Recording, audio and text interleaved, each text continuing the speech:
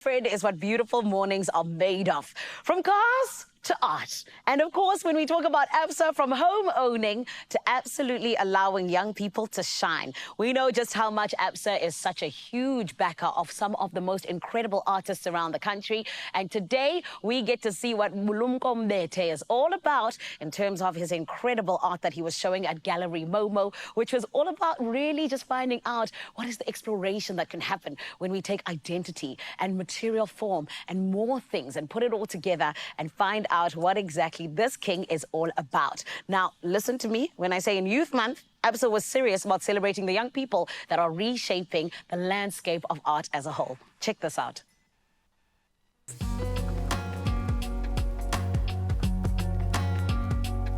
In 2024, we're celebrating 20 years of the Absa Atelier Gerard Sokoto Award, and you have been so impactful in your time here. Tell me, how has this award highlighted your work and also your experience? I think it's been really amazing just because Gerard Sokoto is one of the first South African artists we learn about in school. And so for me, it's been really inspirational in that it's given me the confidence, the trust in the process of making, and also just like really inspired me to continue on the path and also kind of be impactful beyond just myself and the work that I do. You have a solo exhibition right here at Momo Gallery.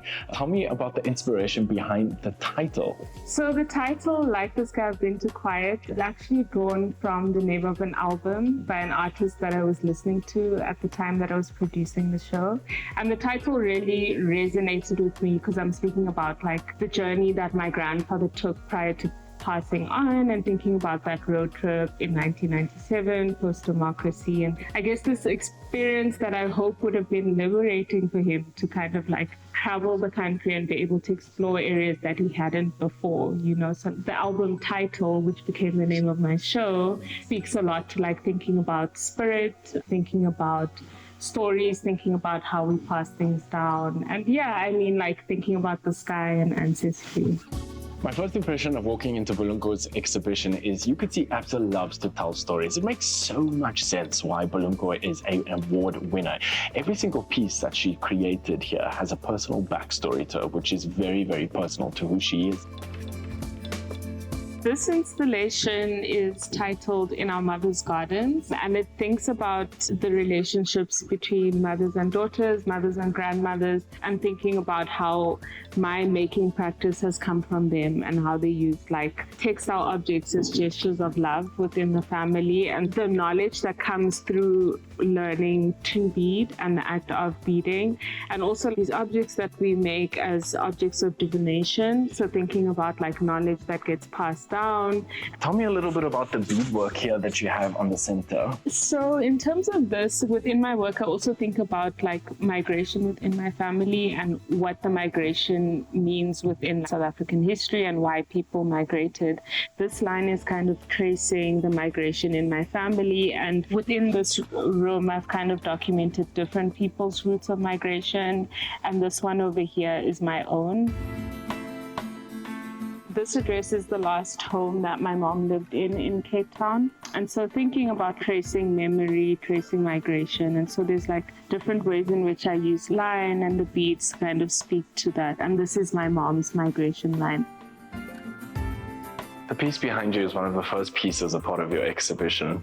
Give me the story behind it. So this is from the body of work within this exhibition called Earth Song, Earth's Time.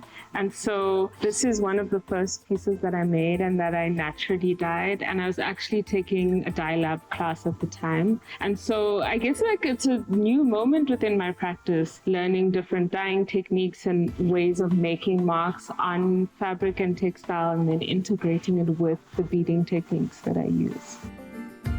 One thing I love about Absa is that they really highlight stories that matter. How does it feel to be an artist that is seen by such incredible big corporations? I feel incredibly supported and really validated in being able to know that my career has a path, has a trajectory. It's really helpful to know that there are places that you can go to for support to execute ideas and to explore things that many of us are thinking about.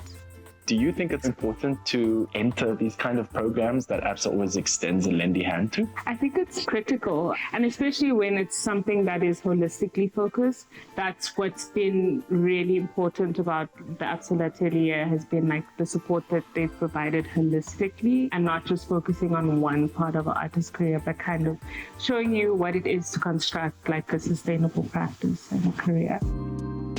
Bulumko, thank you so much for having me at this incredible exhibition. What I can say to you is I feel the spirit of your family in this room, and you can see that all the pieces that you created really ties into the beautiful artwork that you're representing yourself as an artist. Thank you so much. I appreciate your time.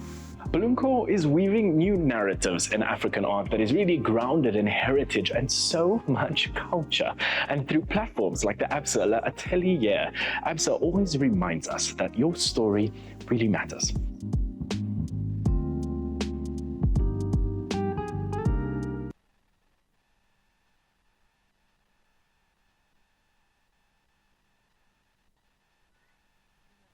Such good things still coming your way, but that was such an incredible insight into the art world in South Africa with Bulumko Mbete's powerful showcase and how it does more than spark conversation. In fact, it has ignited an entire movement. Now, her work laid the foundation for a series that celebrates the bold, unfiltered voices shaping the future of African art. And of course, a heartfelt thank you to Absa for creating the space where fearless creativity, of course, takes center stage.